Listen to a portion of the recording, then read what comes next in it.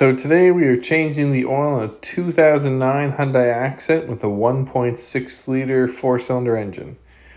And let's get right into it. You're going to need 3.5 quarts of 0 or 5W20. I'm using an OEM oil filter, a 17mm wrench or socket, oil filter pliers, a funnel, some brake clean, paper towel, an oil drain pan, and some ramps.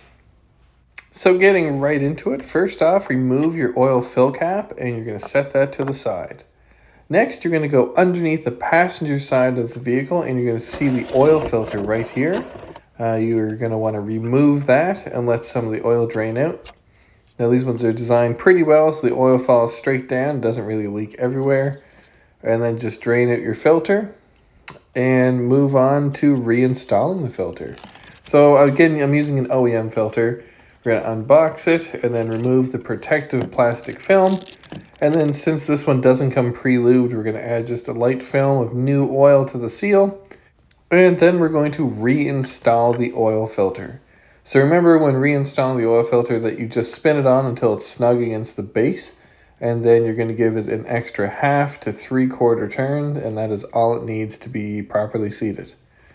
Next, we're going to take our 17mm socket or wrench and loosen the oil drain plug. Now, if your engine's cold, you're going to want to let it drain for 15 minutes or longer to make sure it's all out. But if your engine's hot, you can just let it out.